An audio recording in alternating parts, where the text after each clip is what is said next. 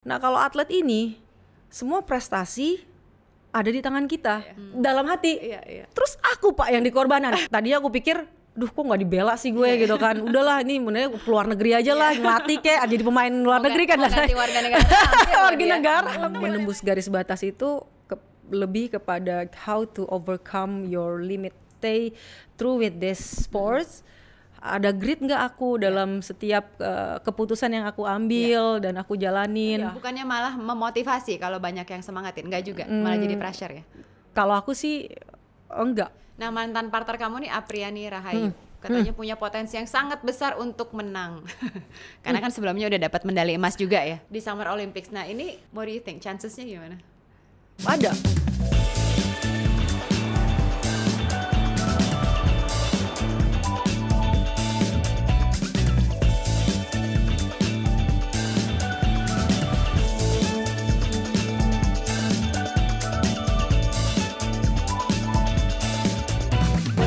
Ke teman setia didiskualifikasinya karena apa? Oke. Ya mungkin yang belum pernah tahu ya gitu. Jadi waktu itu tuh BWF Badminton World Federation sedang merubah sistem, mengganti sistem yang tadinya round robin, yang tadinya eliminasi jadi round robin. Itu sangat bagus karena kasih kesempatan untuk atlet kalau round robin tuh main grup-grup. Jadi kita bisa main banyak, kalah besok masih ada kesempatan untuk bisa menang mungkin gitu. Jadi kita dikasih kesempatan untuk bisa menang. Kalau dulu main udah capek masuk olimpiade 20 tahun gitu bisa masuk olimpiade dan sebagainya, kalah langsung cuma 30 menit. Jadi ini adalah sesuatu sistem yang bagus. Hanya yang jadi miss pointnya di sini adalah ketika quarter final kita tuh nggak diundi. Jadi kita langsung tahu grup A, grup B, grup C, D itu tahu kita lawannya siapa. Jadi kan itu mengizinkan kita untuk bisa memilih lawan. Gitu pada saat itu. Itu mengizinkan kita. Ya orang sistemnya dibuat seperti itu gitu. Jadi aku korban dari sistem itu. Jadi ketika aku masuk quarter final yang ada drama sebenarnya dari tim sebelah gitu. Jadi dari mereka mau karena ada gengsi atau ada ambisi dari tim sebelah itu, mereka mau untuk kayak fight so kayak ada terciptalah misalnya China final gitu. Seperti itu. Jadi hal itu yang menyebabkan efeknya ke grup aku. Kayak political gitu ya, kayak political play ya jadinya. Sebenarnya di negaranya mereka sendiri. Kita nggak ikut-ikut gitu. Karena kita main untuk membela negara kita, main sebagai sportivitas seorang atlet. Dan sistemnya itu mengizinkan. Boleh gitu. Maksudnya kita bisa kok mau lawan siapa yang lebih pasti otomatis semua memilih yang lebih enteng. Kita pun seperti itu. Memilih yang lebih enteng dong. Iya kan? Supaya masuk semifinal gitu. Dan ya akhirnya karena ada political agenda dalam di negara yang tim lain, akhirnya ya udah efeknya ke grup aku. Dan di aku dia bilang grup aku tidak suportif, tidak mengeluarkan yang terbaik. Yang terbaik dan main kayak seperti main-main dalam olimpiade dan sebagainya seperti itu. Dan ya udah karena aku juga ada dalam satu di grup itu, ya udah. Agak silly ya? Agak ya buat kayak, aku sebenarnya ini nggak fair kalau aku ya, karena aku bertanding buat menang. Aku bertanding ke sana. Justru I sacrifice a lot of my whole my life itu buat jadi juara, buat olimpiade juga gitu, buat Indonesia. Tapi udah nyampe sana ya ada sesuatu hal yang terjadi nggak bagus, ya mau nggak mau aku juga harus ambil konsekuensinya. Ini resiko sebagai seorang atlet, dan yang pada saat itu kan banyak ada pro dan kontra, dan aku banyak di kontranya pasti. Yang kontra banyak ke aku dibanding yang pro, karena baik lagi udah mencorengkan nama Indonesia, udah mencorengkan nama bulu tangkis, udah hampir bulu tangkis di kick out dari olimpiade pada saat itu, karena untuk olimpiade itu kita tuh kalau sports tuh ada kayak level-levelnya, leveling. Oke. Olahraga mana yang perlu dipertahankan. Jadi kayak misalnya tenis, bola itu nggak bakalan dikeluarin karena itu level A. Atas. Bulu tangkis pada saat itu level D, level Masa? terakhir. Iya, hampir dikeluarkan. Jadi di level waktu bulu tangkis pada saat itu di level D hampir dikeluarin, mau diganti other sports gitu loh. Yang mau masuk kan banyak yang olahraga lain. Nah, dari situ yang tim lain tuh pada uji banding ke court internasional Indonesia bilang enggak. Aku kayak ngerasa aduh kok nggak dibela gitu, kok aku nggak dibela pada saat itu. Tapi aku justru satu-satunya aku dan partnerku ya justru bukan tidak dibela sama Indonesia. Waktu itu pada saat itu Pak CDM-nya dan Ketua Umum PBSI bilang ke aku bahwa kalau kita fight kalian ke court internasional udah pasti ini bulu tangkis dicoret. Dihapus dari Olimpiade untuk kedepannya. Kalau bulu tangkis dihapus, Indonesia mau yang nggak terlalu banyak opsinya ya.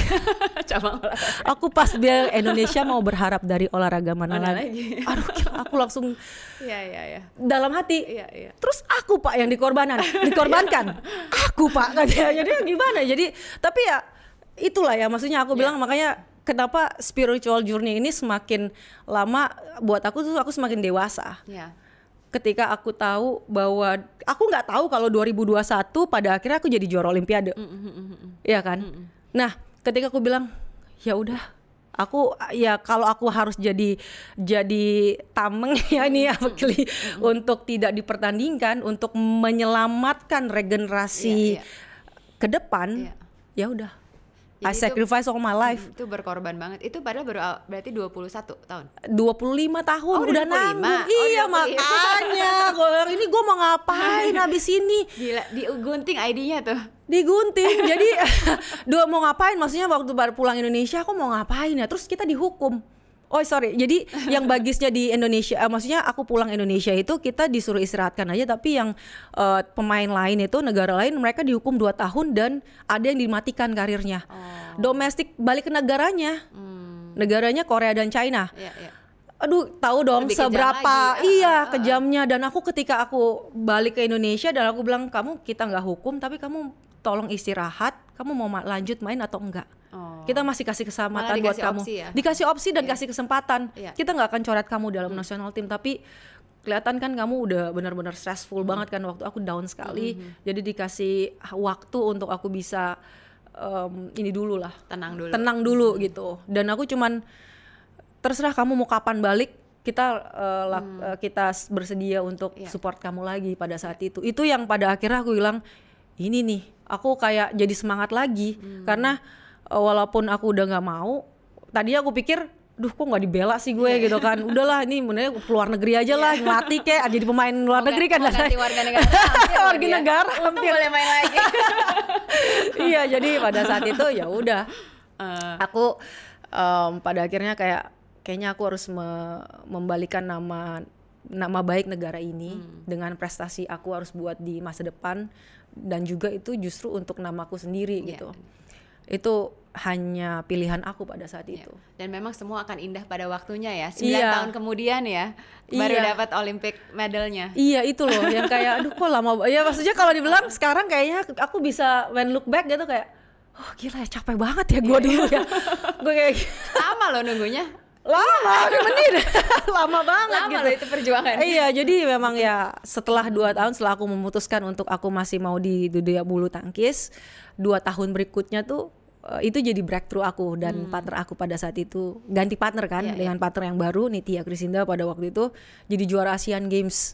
Wah, iya, ganda putri. Kita semua satu negara nonton. Oh gitu, jadi juara Asian Games ganda putri dan itu udah 40 tahun kan. Jadi kayak gila, jadi karena ganda putri waktu itu tuh China sama Korea tuh kuat sekali. Even Jepang tuh belum pada saat zaman sampai 2012 itu loh. Belum inilah kedengeran. China tuh gila kalau ngelawan udah gemeteran duluan. Takut itu mentalnya kita udah drop duluan, udah kalah dulu gitu. Tapi kita bisa breakthrough itu dan kita dapat achievement yang kalau Asian Games tuh kalau di bulu tangkis tuh kayak mini olimpiade. Iya, Gitu. Jadi kayak itu pride-nya juga. Ya, itu prestasinya tinggi Pride banget bagus lah. gitu. Soalnya yang jago-jago di Asia semua ya. Iya, yang jago-jagonya di Asia semua. Jadi ya sama aja kayak Olimpik juga sebenarnya. Iya, betul. Jadi dia Don pas itu juara Asian Games, nah tuh udah mulai tuh. Mulai pick up gitu loh. Maksudnya, wah ini ternyata ya aku memaknai adalah dulu itu aku benerin dulu karakternya, bener-bener diuji dulu karakternya. Setelah 9 tahun kemudian, maksudnya 9 tahun ke depan sampai 2021 tuh aku kasih achievement achievement itu gitu. Memang udah ada ininya lah, udah ada jalannya ya. Iya, tapi harus 30 tahun dulu. Proses kan. Semua orang prosesnya beda-beda. Proses. Mungkin ada lebih instan 5 tahun dapat kan ada juga. Iya, makanya kayak partner aku kan Apriani, dia juara olimpiade di umur 23 kan waktu itu, the youngest di Olimpik. Aku bilang ya memang setiap orang memang punya kapasitasnya punya dan musimnya masing-masing. Benar. Nah, ngomong-ngomong olimpiade, yang terdekat adalah Olimpiade 2024 di Paris, right? Tim putri badminton pasti maju dong. Iya. Apakah sudah ada shortlistnya siapa yang akan mewakili Indonesia? Kita udah kelar Olympic race-nya. Sekarang tinggal seedingnya aja sih, siapa seednya. Jadi ada berapa pemain yang dikirim? Kita kan ada 5 sektor. Satu sektor itu dikirim satu pasang. Jadi kalau tunggal putra putri ya dia satu orang ya. Dan kalau tunggal putra ada 2 yang wakil, tunggal putri 1, ganda putri 1, campuran 1, dan ganda putra 1. Nah, mantan partner kamu nih Apriani Rahayu katanya punya potensi yang sangat besar untuk menang. Karena kan sebelumnya udah dapat medali emas juga ya. Tapi kan dia udah pernah maksudnya udah pernah go through that journey lah. Betul. Jadi harusnya lebih siap nggak sih, atau preparationnya berbeda lagi nih? Pasti berbeda. Dan kita bahkan bukan hanya juara olimpiade aja, kita juara yang kayak Indonesia Open aja. Besokannya kita udah ada Singapore Open. Jadi yang kayak memang udah bergulir aja. Jadi memang secara mental tuh kita harus selalu siap dan selalu ready, dan kita habis juara ya besok lu udah nggak juara lagi gitu. Nah itu mental yang diciptakan oleh atlet ya. Mental yang diciptakan oleh atlet, yang kita harus ada di mindset kita. Jadi otomatis ini adalah challenge tersendiri juga buat Apriani dengan Fadia, partnernya dia sekarang saat ini gitu. Gimana caranya untuk bisa konsisten.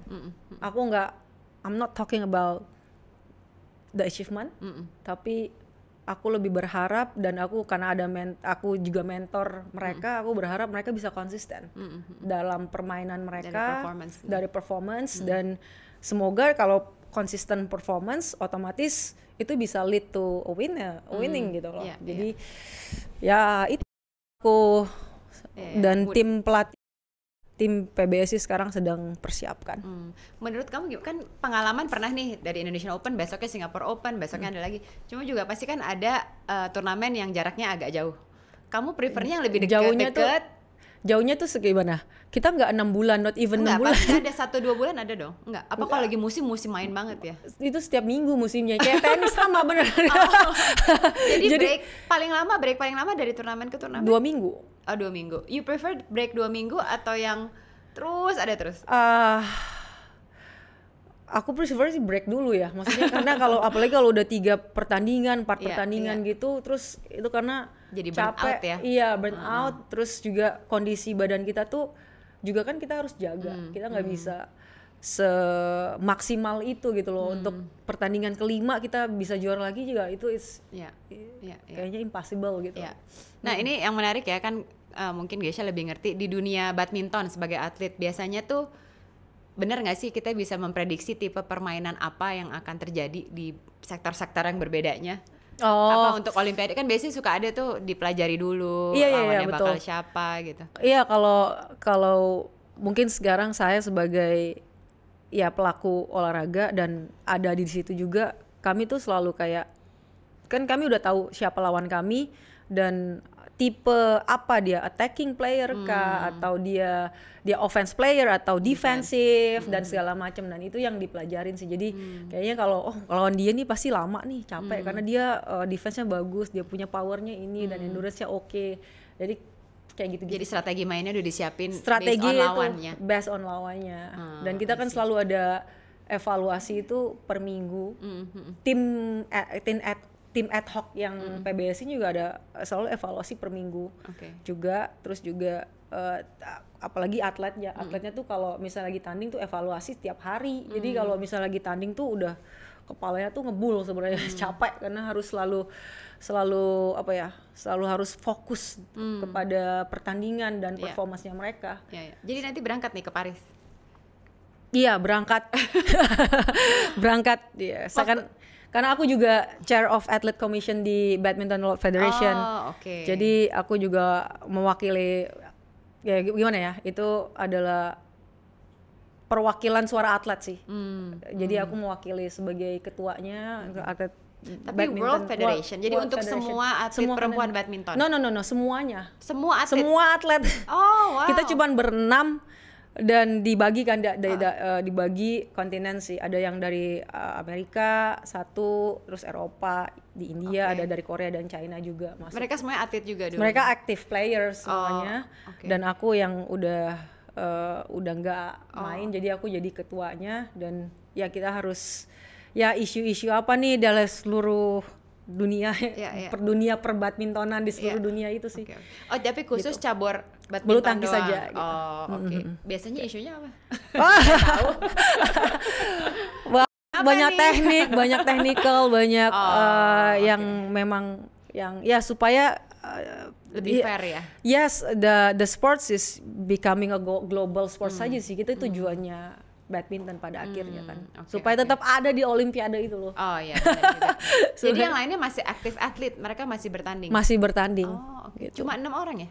Iya, 6 orang. Satu setiap kontinen lah ya, kira-kira ya. Iya, setiap tapi ada ya kita nggak bisa ke cover seluruh ini ya, seluruh dunia ya, gila. Luar biasa capek banget. Iya. Jadi kita bagi aja. Ya, kita punya job masing-masing. Ini gitu. Inisiatifnya siapa ya kayak gini? Memang ada dalam badan organisasinya. Emang harus punya di setiap cabang olahraga. Iya, dan ini memang sosial. Jadi kita nggak digaji, kita juga nggak digaji atlet, nggak digaji oleh BWF karena kita harus jadi orang yang tengah, harus cari orang fair. Kita nggak mengatasnamakan organisasi atau atlet gitu. Jadi kita harus tetap jadi orang yang fair gitu. Buat jadi, kedua belah pihak untuk memajukan, sama-sama memajukan olahraga bulu tangkis di dunia. Emang passion lah ya. Ya, passion. Emang passion. By the way, kemarin tuh Uber Cup masuk final itu sebenarnya terprediksi nggak sih? Atau that was a bonus? That was a bonus. Bonus ya? Iya, buat karena melihat peta kemampuan yang kita punya saat ini, anak-anak juga adik-adik ya pun masih baru mau bertumbuh gitu. Karena masih muda-muda semua. Tapi yang tidak disangka-sangka itu mental mereka tuh melebihi teknik dan fisik mereka. Luar biasa. Jadi mental mereka yang lebih, untuk sekarang nih yang aku lihat memang oke gitu loh, bagus-bagus mentalnya. Tinggal nanti semoga dengan adanya final Uber Cup mereka bisa masuk final, jadi kayak membuktikan kepada diri mereka sendiri bahwa kalau mental udah oke, sekarang tinggal latihannya aja mati-matian. Tinggal latihan yang serius, fokus. Sooner or later mereka bisa jadi juara dan konsisten. Dan sooner or later mereka bisa jadi juara di dunia bulu tangkis ini gitu. Kalau berdasarkan kan nama pemain udah keluar, dari negara lain juga harusnya udah keluar dong. Berdasarkan nama yang keluar dengan nama-nama yang udah diumumkan oleh Indonesia juga, menurut kamu what do you think, chancesnya gimana? Ada. Iya, kita selalu ada selama belum karena atlet juara sama gitu nih. Mau mentalnya masih 80 atau fisiknya ternyata lagi habis sakit dan lain-lain. Kalau selama itu pertandingan belum dimulai dan baru start, itu kita punya kesempatan. Semua punya kesempatan. Semua pasti punya kesempatan. Semua punya kesempatan yang masuk di Olimpiade ini. Setuju. Gitu. Kadang-kadang underdog juga bisa, wah surprise gitu kan. I was there. Udah pernah di posisi itu. Oke. Ini apa namanya? Yang aku ini penasaran ya, kan badminton again olahraga yang sangat dibanggakan oleh negara kita lah ya. Apalagi udah menghasilkan atlet-atlet yang global gitu, dan kita kan tipenya orang Indonesia, apalagi kita sangat aktif sosial media lah, aktif di media. Setiap ada satu yang mau itu bola lah, itu badminton, masuk semifinal, heboh kan? Iya. Heboh nih. Hebohnya in a way kalau kita ambil positif menyemangati betul. atlet dong. Yes. Cuma at the same time juga bisa pressure kan? Iya, betul. Kalau menurut Gracia gimana? Are you happy with that? Menurut aku adalah atletnya yang harus mengontrol. Oke. Karena kita nggak bisa mengontrol masyarakat dalam mensupport dengan cara apapun ya. Iya. Ya, dia supportnya mungkin maksudnya masyarakat kan kita nggak bisa kontrol. Jadi atletnya, waktu aku jadi atlet juga aku yang harus mengontrol diri aku. Kalau harus shutdown sosial media, nggak perlu baca atau nggak perlu main, ya udah gitu. Jadi mendingan di shutdown, iya. Bukannya malah memotivasi kalau banyak yang semangatin, nggak juga, malah jadi pressure ya? Kalau aku sih enggak, karena bedanya seorang atlet dan seorang entertainer atlet juga misalnya singer atau actor, mereka butuh banyak fans atau grup band. Justru butuh banyak fans untuk supaya datang ke konser, supaya suka sama lagu-lagunya, beli dan lain-lain. Nah kalau atlet ini semua prestasi ada di tangan kita. Jadi kita bukannya kita tidak membutuhkan support itu sangat-sangat, justru aku selalu bilang please supportnya yang semangat-semangatnya, yang ya, afirmasi yang baik, kata-kata yang positif, semoga kita tuh ditransfer juga itu tanpa kita sadar tuh gitu energinya bagus gitu. Tapi balik lagi again, yang si atlet harus tahu adalah kita ini berprestasi karena kita fokus dengan apa tujuan hidup kita gitu. Bukan karena kita mau gain fame atau kita mau dapat banyak followers atau validasi masyarakat kayak gitu-gitu atau kalau grup band kayak K-pop lah or whatever, dia harus makin banyak tiket yang laku semakin bagus gitu kan.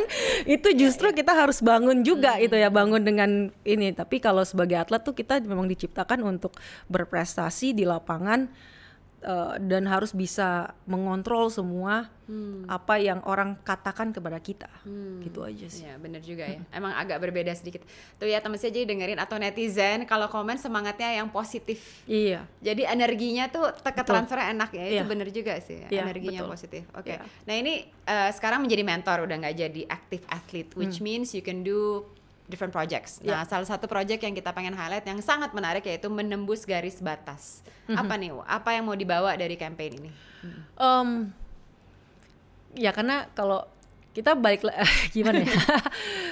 Kita udah ngobrol banyak, hidupku tuh kayak banyak batasan-batasan kan ya. Jadi menembus garis batas ini adalah tentang mengenai campaign tentang kehidupan aku, dan juga dikampanyekan dalam event-event itu sebagai campaign di mana aku melihat perjalanan hidup aku nih banyak batasan-batasannya, Mbak Merin. Terus juga banyak hal-hal yang aku rasa anak muda sekarang, regenerasi sekarang yang juga aku bermimpi untuk bisa membagikan, harus di-share. Nanti mungkin akan ada event.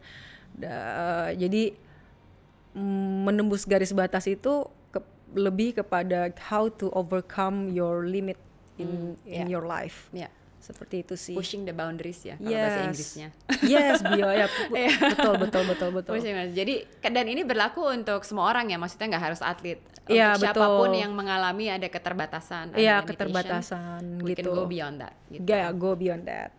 Dan ini ternyata bergerak dari ada 4 positive mindset. Betul. Mau di-share apa aja mungkin? Oh ya, jadi di value-nya dalam yang aku lagi bangun sekarang itu, campaign yang aku lagi bangun adalah clarity to vision, commitment or great, dan support system, dan satu lagi unseen hands. Semua itu kayak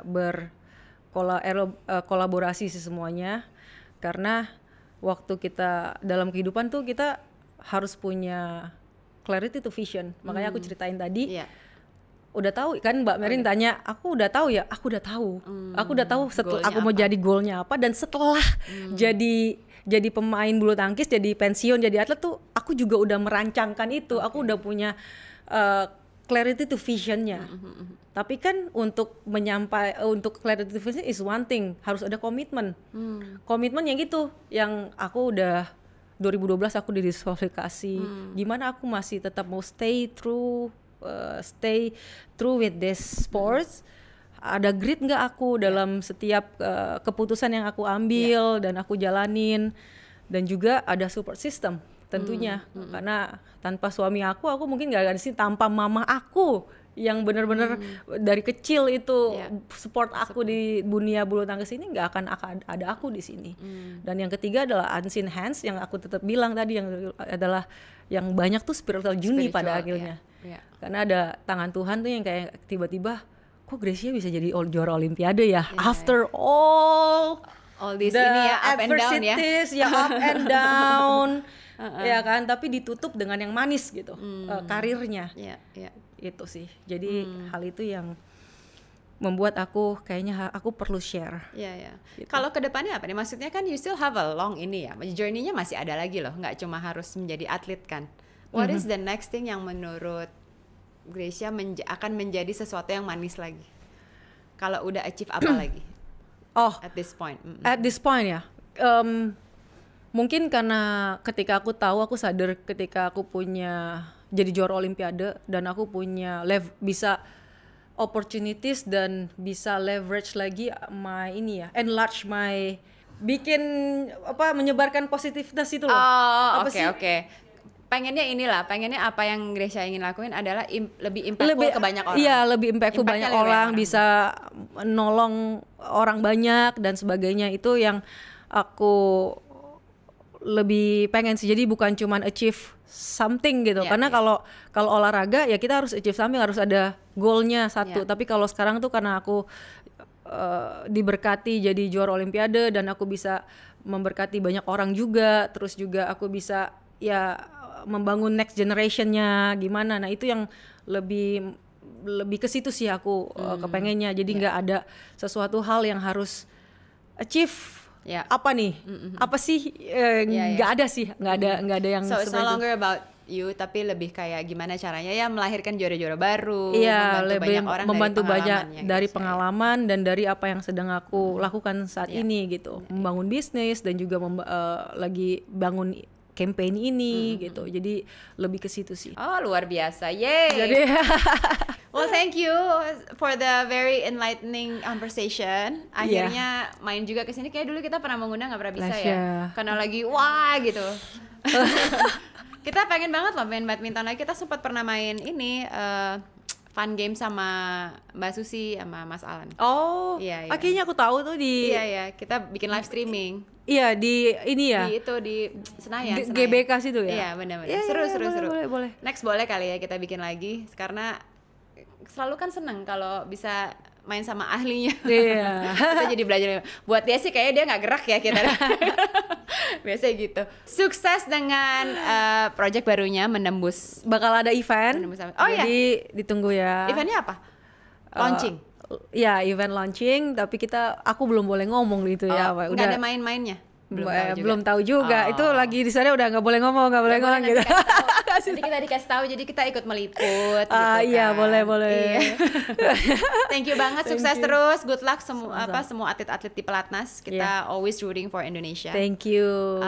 Jangan lupa teman setia, kita juga ada Inner Circle, yaitu new subscription di TS Media YouTube membership. Gampang banget, tinggal masuk ke page-nya TS Media YouTube dan juga ikutin instruksinya, tinggal klik dan juga subscribe, join, gampang banget. Karena itu akan ada video-video yang kita tidak pernah tampilkan sebelumnya. Dan jangan lupa juga kita banyak episode-episode lainnya, and subscribe and share juga di TS Media. Thank you so much, we'll see you next episode. Thank you.